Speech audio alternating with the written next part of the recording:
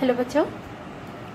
तो आज हम जानेंगे कि हमने जो एक कहानी पढ़ी है बूढ़ा गिद्ध, है ना।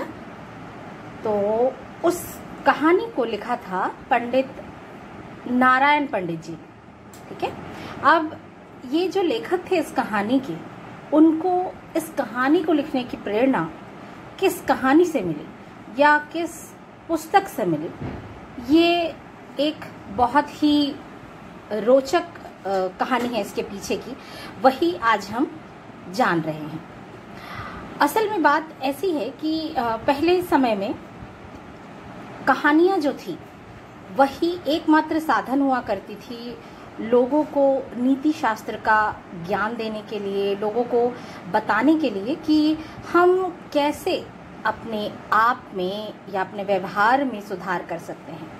कहानियों के माध्यम से, कहानियों में बताई गई सीखों के माध्यम से बहुत ही आसान तरीके से किसी भी व्यक्ति को नीतिपरक इंसान या नीति शास्त्र सिखाया जा सकता था।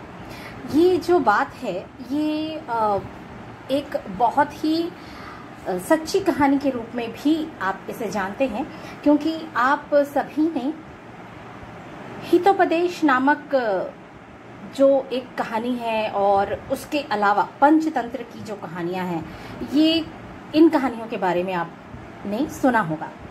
तो बात ये है कि जब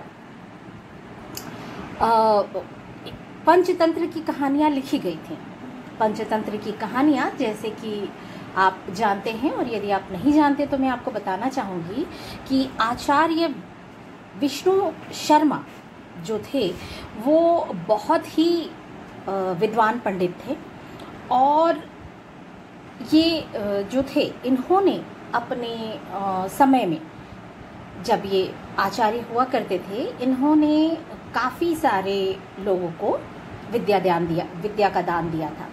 लेकिन एक राजा थे, उनके जो 3 पुत्र थे, वो 3 पुत्र बहुत ही ज़्यादा कहना चाहिए कि बहुत ज़्यादा कुटिल थे, बहुत ज़्यादा अज्ञानी थे। उनको आप कुछ भी सिखाइए वो बिल्कुल भी नहीं सीख पाते थे। तब ऐसे समय में राजा जब बहुत ज़्यादा परेशान हो गए और उन्होंने इस बात की चर्चा अपने मंत्रिमंडल से की, तब उनके मंत्रियों में से आचार्य विष्णु शर्मा आगे आए और उन्होंने ये बात स्वीकार की कि मैं उन आपके पुत्रों को ज्ञानी बना सकता हूँ, आपके पुत्रों को विद्या का दान दे सकता हूँ, और आपके पुत्रों को मैं नीति शास्त्र की शिक्षा देकर उन्हें आगामी भविष्य के लिए तैयार कर सकता हूँ, ताकि वे आगे आपके इस राज्य को संभाल सकें। इस तरीके का आश्वासन जब राजा को मिला, तब उन्होंने ये सोचा कि अगर ऐसा हो जाए तब तो बहुत ही अच्छी बात है। जैसे फूल में यदि कोई कीड़ा लगा हुआ है और यदि आप उस फूल को देवता पर चढ़ाते हैं, तो उस फूल के साथ में देवता भी क्षमा कीजिएगा, कीड़ा भी देवता के सर पर स्थान पा जाता है। उसी तरीके से यदि मेरे अनाचारी और अज्ञानी पुत्रों को आपका साथ मिल जाए तो शायद उन्हें भी थोड़ी सी विद्या आ जाए, थोड़ा सा ज्ञान आ जाए, और वो कम से कम अपनी जीविका चला सकें, अपने जीवन का निर्वाह कर सकें, और एक अच्छे नहीं तो कम से कम एक अच्छा इंसान तो बन सकें। इस तरीके की उन्होंने भी अपनी इच्छा और अपने विचार पंडित विष्णु शर्मा को बताए, और फिर उनके पास में अपने मूर्ख राजकुमारों को उन्होंने सौंप दिया। और पंडित विष्णु शर्मा ने उन राजकुमारों को जिन कथाओं के माध्यम से नीति शास्त्र का ज्ञाता बनाया, वही कथाओं की कड़ी है पंचतंत्र। असल में पंचतंत्र में ऐसी कहानियां हैं जो आपस में गुथी हुई हैं। एक कहानी का पात्र ही दूसरी कहानी को शुरू कर देता है, और इसी पंचतंत्र की कहानी से प्रेरणा लेकर नारायण पंडित जी ने हितोपदेश की रचना की और इस हितोपदेश नामक पुस्तक से ही यह आपका जो अध्याय था बूढ़ा गिद्ध वो लिया गया था। तो इसकी ये तो मैंने जो जानकारी दी आपको ये व्यवहारिक जानकारी थी। अब इसी बात को और ज़्यादा बेहतर तरीके से आपकी पुस्तक में जो दिया गया है वह मैं आपको पढ़कर समझाती हूँ, सुनाती हूँ और बताती हूँ। ठीक है, ये जानना आपके लिए बहुत ज़्यादा ज़रूरी है क्योंकि अभी आपकी छुट्टियाँ आने वाली हैं। तो मैं आपसे गुजारिश करूँगी कि आप जितनी ज़्यादा हो सकें पुस्तकें पढ़ें। पुस्तकें न सिर्फ आपके ज्ञान को बढ़ाती हैं बल्कि आपके शब्दकोश में भी वृद्धि करती हैं। साथ ही साथ आपके सोचने समझने की क्षमता, आपका तार्किक ज्ञान, आपका व्यवहारिक ज्ञान, आपका मानसिक ज्ञान, सभी आयामों में आपको बेहतर बनाती हैं। आप में आत्मविश्वास जगाती हैं, आपको बहुत सारी चीज़ों के बारे में बताती हैं, चाहे वो उस का भूत हो, भविष्य हो या वर्तमान। वर्तमान में जब आप उस किताब को पढ़ते हैं तब आपको, यदि वो इतिहास में लिखी गई किताब है तो आपको पता चलता है उस वक़्त के लोगों का पहनावा कैसे था, उस वक़्त के लोगों का की सोच कैसी थी, उस वक़्त के लोगों में किस तरीके की परेशानियां हुआ करती थी और वो कैसे अपने परेशानियों को सुलझाते थे। और यदि आपने भले इतिहास की लिखी गई किताब है लेकिन यदि उस लेखक के विचार इतने उत्कृष्ट होते हैं या उसकी सोच या उसकी कल्पना इतनी ज़्यादा उन्नत होती है तो वह भविष्य की ऐसी ऐसी संकल्पना करता है या ऐसी ऐसी कल्पनाओं को अपनी पुस्तक के माध्यम से, चरित्रों के माध्यम से, उनके द्वारा किए गए कार्यों के माध्यम से उस समय आज के बहुत सारी चीज़ों को व्यक्त करता है। तो आपको पता चलेगा कि कल्पनाशील व्यक्ति कितनी सारी चीज़ों का निर्माण कर सकता है, क्योंकि किसी भी चीज़ के निर्माण के लिए एक विचार आवश्यक होता है, एक कल्पना आवश्यक होती है। कभी भविष्य में यदि किसी ने कोई कल्पना की होगी या यूँ कहिए भूतकाल में किसी ने कोई कल्पना की होगी, उसी का जो आज हम व्यवहारिक रूप देख रहे हैं, जैसे किसी ने उड़ने की जब कल्पना की होगी तब हमने उसका व्यवहारिक रूप आज के विमान के रूप में देखा, एरोप्लेन के रूप में देखा, प्लेन के रूप में देखा। आज आप जानते हैं कई तरीके के एरोप्लेन, हेलीकॉप्टर अलग अलग तरीके के पाए जाते हैं और आजकल तो जो लड़ाई के लिए भी जो मिसाइलें, रॉकेट इस्तेमाल किए जाते हैं वो बहुत ही ज़्यादा अद्भुत होते हैं, उनकी मशीनरी और बाकी सारी चीज़ें। तो किसी एक की कल्पना जिससे साकार रूप लेते लेते काफ़ी वक्त लग जाता है, लेकिन कल्पना बहुत ही ज़्यादा महत्वपूर्ण होती है। तो इसी कारण से मैं आप सभी से ये गुजारिश करना चाहूँगी कि आप सभी पुस्तकों का अध्ययन ज़रूर करें और जितनी ज़्यादा पुस्तकें हों उनका अध्ययन करें। तो चलिए, आपकी पुस्तक में जो ये कहानी दी हुई है कि कहानी के पीछे की कहानी, इसीलिए मैंने आपको इसका पूरा जो कहना चाहिए पीछे की जो कहानी है उस बात को समझाने की कोशिश की है।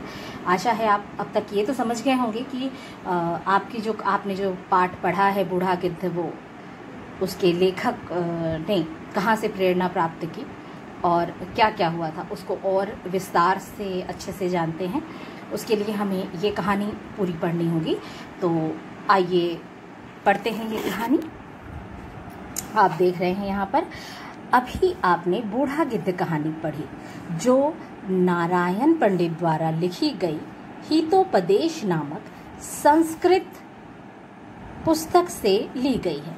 नारायण पंडित बंगाल के राजा धवल चंद्र के दरबार में राजकवि थे। ऐसा माना जाता था माना जाता है कि नारायण पंडित ने हितोपदेश की रचना पंचतंत्र की कहानियों से प्रभावित होकर की थी। हितोपदेश में पंचतंत्र की कई कहानियां हैं। आइए अब पंचतंत्र की कहानियों की कहानी जानें, अर्थात पंचतंत्र की रचना कैसे की गई, इसके बारे में जानते हैं।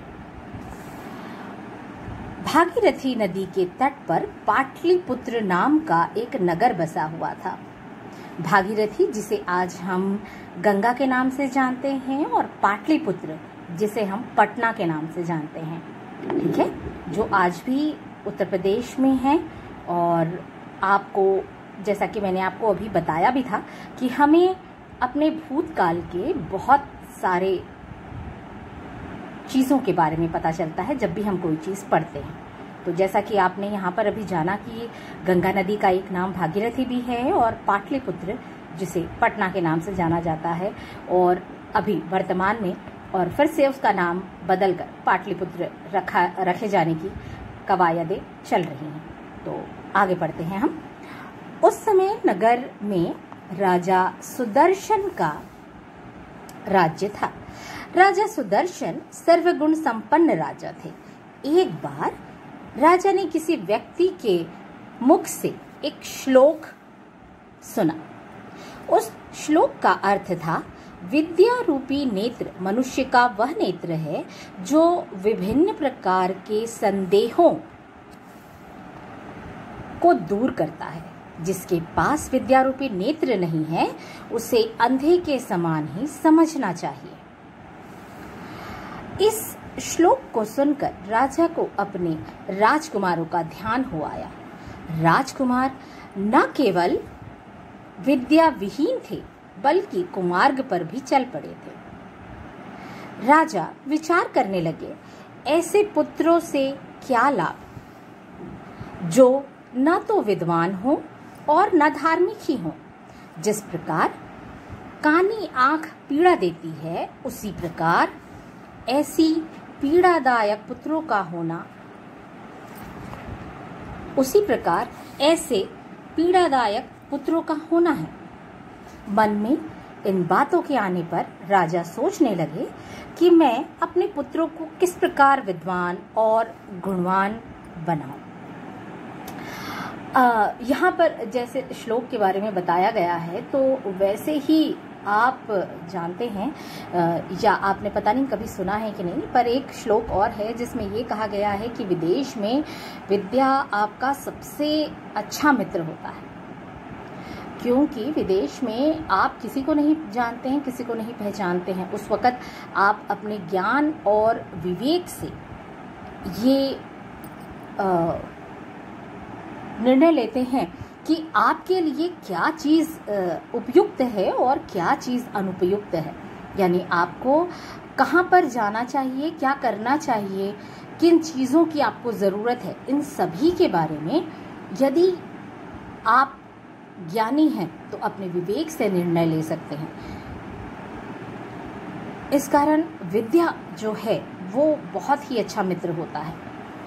तो जब राजा ने इस श्लोक के बारे में सुना, और उन्होंने ये वो जानते थे कि विद्या रूपी नेत्र जिसके पास नहीं होते हैं, उस अंधे के समान ही उसे माना जाता है, और जिसके पास यदि ऐसे पुत्र हों जो सिर्फ पीड़ा देते हैं, तो ये और भी बहुत ही कष्टदायक है। तो इस श्लोक को सुनने के बाद राजा ने अपने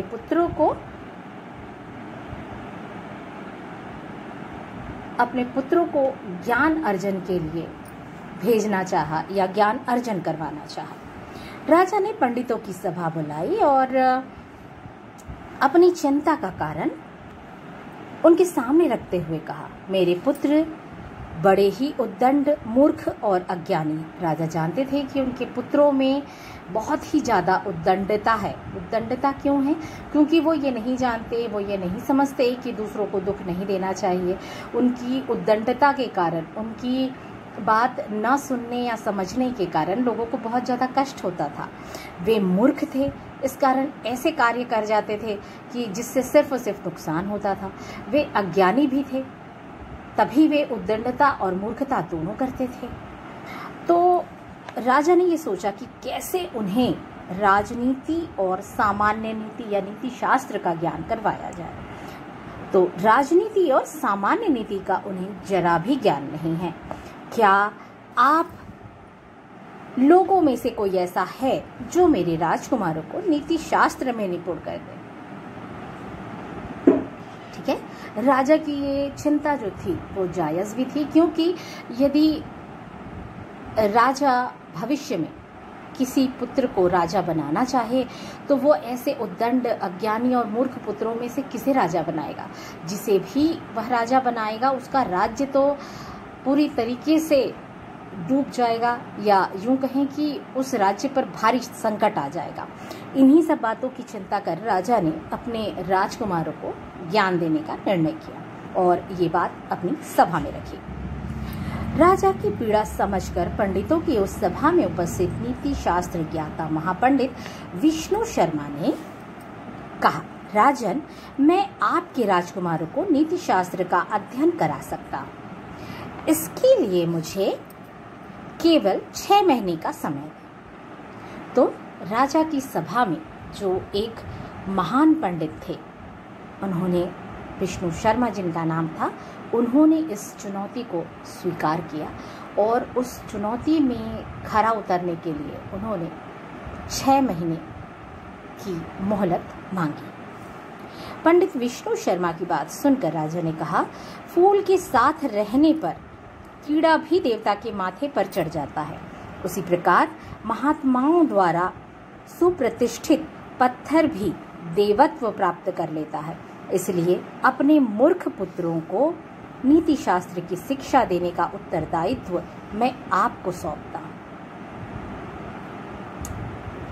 वही चीज उन्होंने कही कि जैसे महात्माओं का सानिध्य प्राप्त कर एक पत्थर जिसे सिर्फ और सिर्फ आकार दिया जाता है, यदि महात्माओं ने उस पत्थर पर अपनी संगत का असर छोड़ दिया तो वो पत्थर भगवान की तरह पूजा जाने लगता है।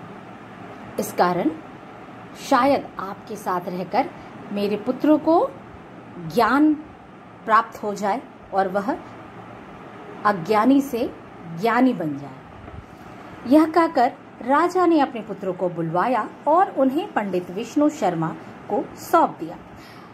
पंचतंत्र पंडित विष्णु शर्मा द्वारा सुनाई गई उन्हीं कहानियों का संकलन है जिनके द्वारा उन्होंने मूर्ख राजकुमारों को नीति शास्त्र की शिक्षा दी। ये कहानियां एक दूसरे में इस प्रकार गुथी हुई हैं कि एक कहानी का पात्र दूसरी कहानी की शुरुआत कर देता है। तो यदि आपको मौका मिले तो आप जरूर से पंचतंत्र की कहानियां और हितोपदेश की कहानियां पढ़ें और उन्हें समझने का प्रयास करें। आशा है आपको आपके इस पाठ्यक्रम में दी गई बूढ़ा गिद्ध कहानी, जो कि हितोपदेश से ली गई थी, और उस कहानी के रचनाकार नारायण पंडित जी ने जिस कहानी से प्रेरित होकर या जिस पुस्तक से प्रेरित होकर इस दूसरी कहानी हितोपदेश की रचना की थी, उसके बारे में जानकर काफ़ी अच्छा लगा होगा। तो आप ज़रूर से इन दोनों कहानियों के बारे में पढ़ें और अपना ज्ञान बढ़ाएं, क्योंकि ये कहानियाँ बहुत ही सुंदर सरल शब्दों में और जानवरों के माध्यम से आपको समझाई गई हैं कि कैसे एक जानवरों की जो परेशानी होती है वो कैसे मनुष्य से संबंधित भी हो सकती है, और यदि एक जानवर ऐसा सोच सकता है तो आप मनुष्य होते हुए आपको कैसा और किस प्रकार सोचकर कैसे अपने विवेक से अपने ज्ञान का उपयोग करना चाहिए। आशा है आपको ये कहानी पसंद आई होगी। आप ज़रूर से हितोपदेश और पंचतंत्र की कहानियों का अध्ययन करें। इसके अलावा यदि आपको और भी कोई कहानियाँ पसंद आती हैं या आपने पढ़ा है किसी और ऐसी कहानी पुस्तक के बारे में जो आपको बहुत ही ज़्यादा ज्ञानवर्धक लगी, तो कृपया मुझे भी बताएं ताकि मैं भी उसे पढ़ सकूं। इसी उम्मीद के साथ अगली बार फिर एक और नई कहानी के साथ मिलेंगे। बाय।